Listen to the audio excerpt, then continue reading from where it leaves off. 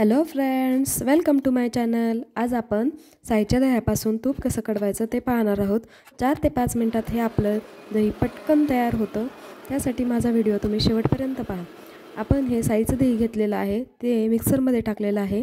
त्यामध्ये मी थंड पाणी ॲड करत आहे व ते लोणी काढून घेत आहे। प्रथम मी लोणी काढून घेणार आहे। हे पहा, तुम्ही 5 मिनिटात थंड पाणी टाकलं की हे लोणी निघून जातं। असंच तुम्ही सगळं दह्याचं लोणी काढून घ्यायचं आहे। 5 ते 10 मिनिटात हे लोणी निघतं, कारण की आपण थंड पाणी टाकलं की ते लगेच लोणी निघतं। उन्हाळ्याच्या दिवसात थंड पाणी टाकायचं व हिवाळ्याच्या दिवसात थोडंसं कोमट पाणी टाकायचं, त्याने आपलं दही लवकर लोणी निघतं। तुम्ही पाहू शकता 5च मिनिटात किती छान प्रकारे लोणी आपलं सगळं वरती आलेलं आहे। असंच आपण सर्व दह्याचं लोणी काढून घेणार आहोत। यामुळे अजिबात ताकामध्ये देखील लोणीचा अजिबात राहत नाही। तुम्ही पाहू शकता मी सगळं लोणी काढून घेतलेलं आहे। थोड्याशा दह्याचं आपलं किती लोणी तयार झालं आहे तुम्ही पाहू शकता। सर्व स्वच्छ करून घ्या। थोडंसं गरम पाणी करायचं व मिक्सरच्या भांड्यात टाकायचं, त्याने मिक्सरचं भांडं लगेच निघतं। अशा प्रकारे माझं सगळं लोणी तयार झालेलं आहे। 5च मिनिटात हे लोणी तयार होतं। आता मी यातलं ताक काढून घेणार आहे। थोडंसं गरम पाणी करायचं, मिक्सरच्या भांड्यात टाकायचं, म्हणजे मिक्सरचं भांडं लगेच आपलं निघून जातं। जास्त वेळ ठेवल्यास मिक्सरचं भांडं निघत नाही व तेलकट तसंच राहतं।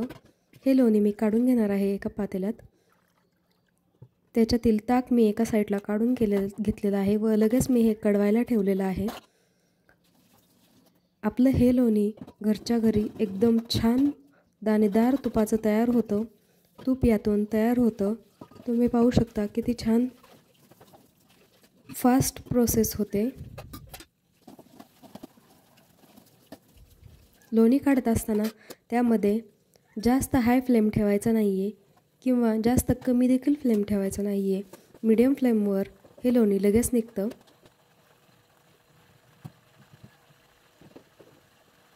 अशा प्रकारे आपल्या लोण्याला उकळी आलेली आहे, तुम्ही पाहू शकता। तुमचं देखील तूप कडवताना खाली खूप बरी राहत असेल तर तुम्ही हा व्हिडिओ शेवटपर्यंत पहा। 10 ते 15 मिनटं हे लोणी कडायला लागतात व त्यातून तूप निघायला 10 ते 15 मिनटं लागतात। मोजून माझे 25 मिनिटात हे लोणी तयार झालेलं होतं।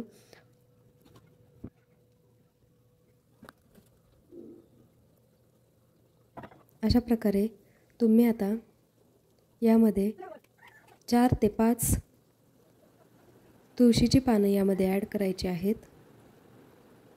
तुळशीची पानं ॲड केल्यावर खूप छान वास लागतो व औषधी तूप तयार होतं आपलं। हे आपलं लोणी कडत आलेलं आहे। आता आपण यामध्ये तुळशीची 4 ते 5 पानं ॲड करणार आहोत।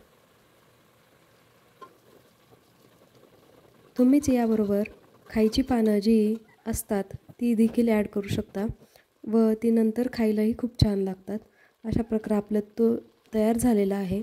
दाणेदार तूप यातून तयार होतं।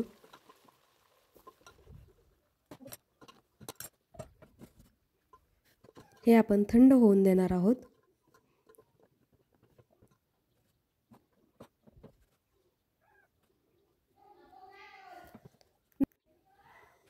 अशा प्रकारे आपलं तूप हे तयार झालेलं आहे।